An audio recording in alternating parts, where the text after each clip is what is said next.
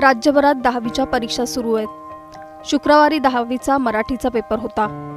धनश्री पवार, डोळ्यात भविष्याची असंख्य स्वप्न घेऊन जगणारी मुलगी, जी आपल्या आयुष्याच्या पहिल्या मोठ्या टप्प्यासाठी सज्ज होती, पण नियतीनं तिच्यासाठी काहीतरी वेगळंच लिहून ठेवलं होतं। धनश्री पेपर देण्यासाठी घरातून निघायच्या तयारीत होती, त्यावेळी अचानक एक बातमी येऊन धडकली आणि त्या बातमीने धनश्रीचं आयुष्य थांबूनच गेलं।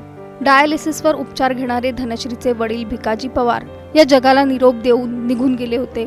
या बातमीने घरात एकाएकी शोककळा पसरली। धनश्रीच्या डोक्यावर दुःखाचा डोंगरच कोसळला। एकीकडे वडिलांचं पार्थिव तर दुसरीकडे 10वीचा पहिला पेपर। अशावेळी धनश्री समोर प्रश्न होता, भावनांना प्राधान्य द्यायचं की भविष्याला?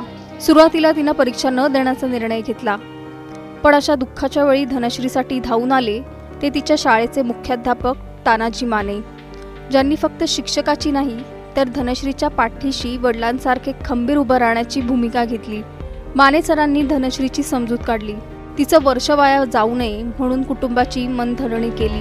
काही वेळासाठी धनश्रीच्या वडिलांचे अंत्यसंस्कार पुढे ढकलले आणि डोळ्यात अश्रू आणि मनात वेदना घेऊन धनश्री परीक्षा केंद्रावर पोहोचली। मराठीचा पेपर सुरू झाला, पण हा फक्त मराठीचा पेपर नव्हता, तर धनश्री लिहित होती आपल्या वडिलांचे स्वप्न, आपलं भविष्य आणि दुःखावर मात करण्याची तिची कहाणी।